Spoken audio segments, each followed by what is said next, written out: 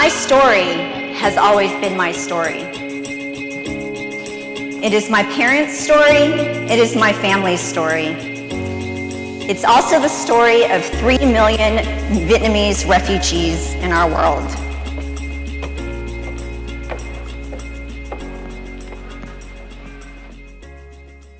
My story starts in 1977.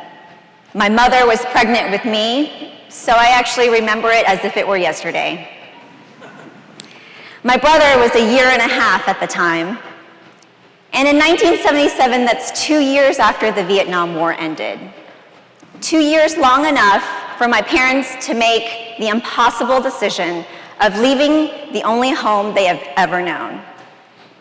And so on a dark night, they boarded a ship off the coast of Vietnam to escape and were promptly caught. Everyone was thrown into prison. So I was an inmate before I was even born. My mom, they showed mercy on her because she was pregnant with me and she had my brother to take care of. And so they released her after a few days. My father, he was not so lucky. He would spend 18 months in a labor prison. He doesn't talk much about that time, for obvious reasons, but I remember going through a stack of old photos one day, and I found this beautiful old photo of my mother. And my dad saw me looking at that, and he said, "That picture, that got me through prison." You see, they had taken everything from him, and they left him with an empty wallet, and they wanted to take that photo as well. But my dad, always quick on his feet, he said, "That's the stock photo that came with my wallet when I bought it." And the guards looked at that picture, and my mom was so gorgeous that they believed him. Honestly, they probably looked at my gorgeous mother and they looked at my dad and said, "Yeah, somebody who looks like that probably wouldn't pick somebody who looks like you." Right, Dad?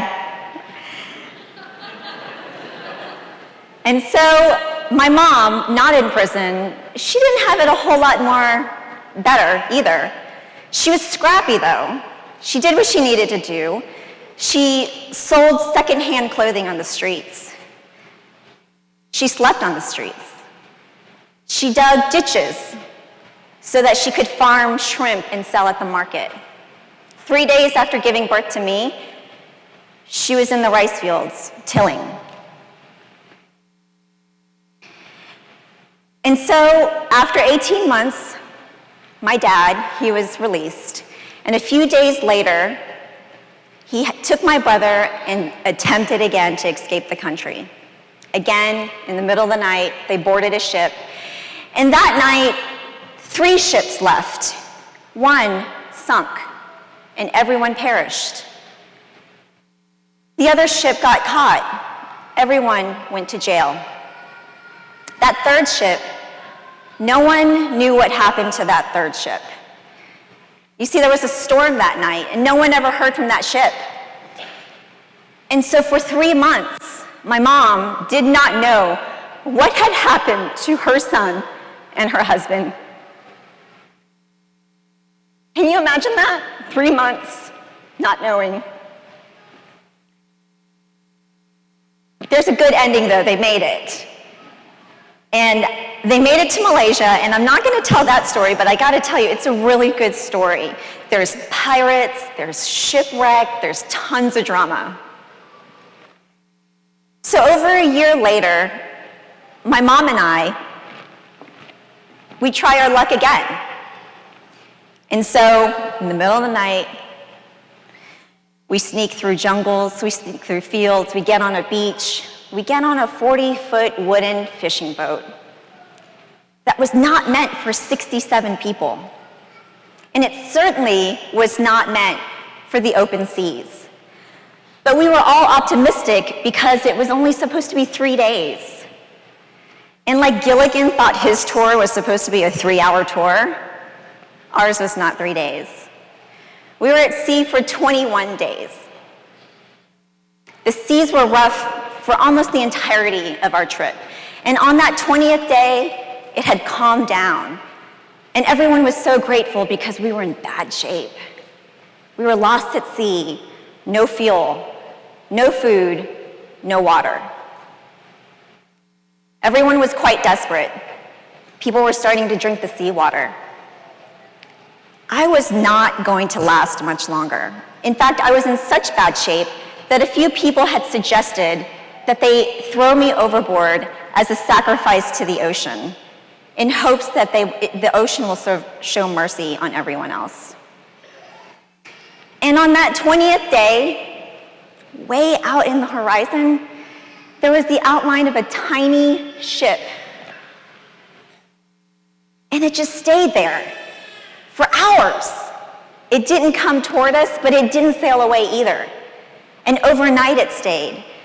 And finally, on that 21st day, that tiny little outline started getting bigger and bigger and bigger until we screamed with joy when we saw the American flag. It was the USS Kilauea, a naval supply ship of the 7th Fleet. You see, they had to stay out there for a long time because they were awaiting news from the Pentagon to give them the clearance to come rescue us. We would be the first Vietnamese refugee boat rescue of the 7th Fleet. In fact, it made news in the United States.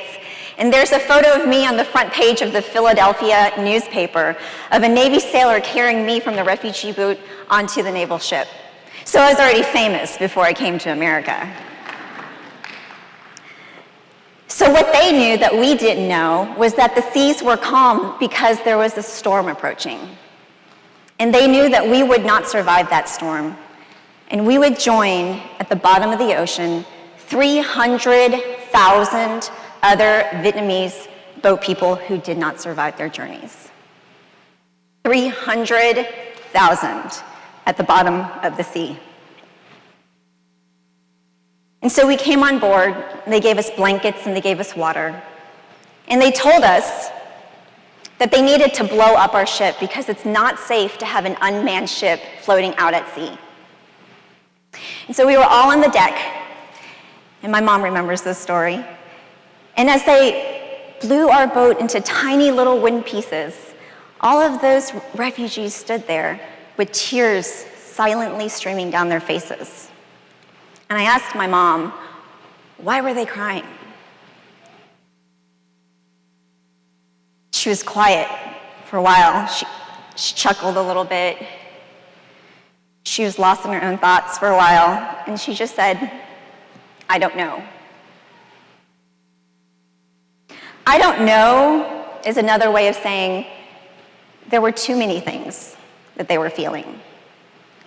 And I honestly believe that one of those things is that they were crying because that ship represented the last physical tether that they had to their motherland, and had been blown to bits. So that naval ship, they took us to Singapore, where there was a refugee camp. And let me tell you something, that refugee camp is like the Ritz-Carlton of refugee camps. That refugee camp would have gotten very high ratings on Yelp. It had shelter, it had resources, it had food, it had school.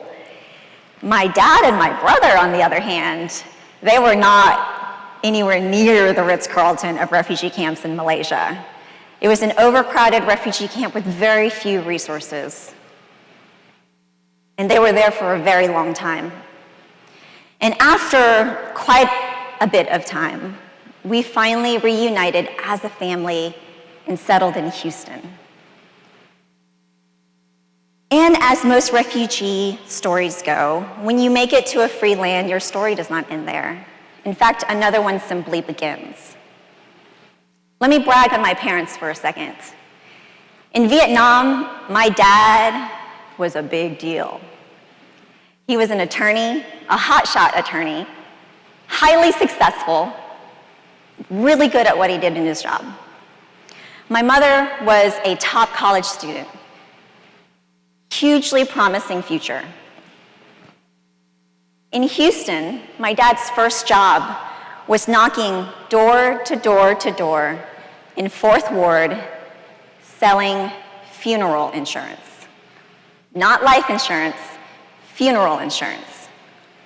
Can you imagine opening the door to this strange Asian man in his broken English, asking you if you'll buy insurance because he thinks you'll probably die soon?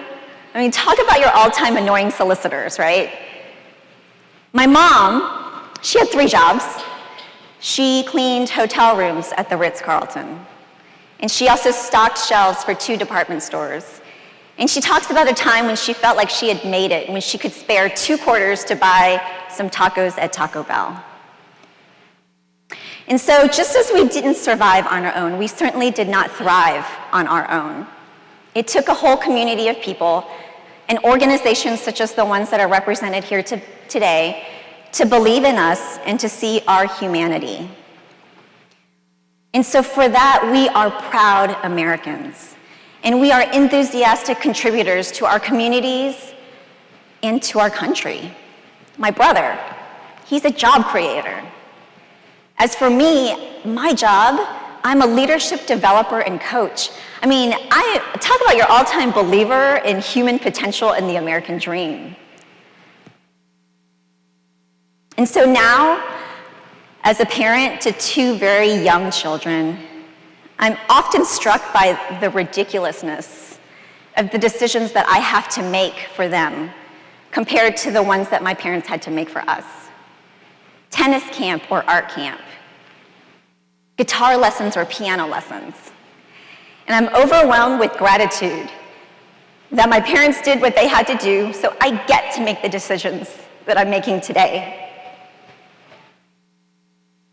This talk about refugees, there's so much talk about where they are going to. Let us stop for a moment and consider what they are running from. When the very real likelihood of death and the promise of hardship, if you should survive, are better options than staying where you are, you know that there is human suffering. This week, it's been a hard week. It's been a hard week filled with a lot of darkness, spurred by a lot of hatred.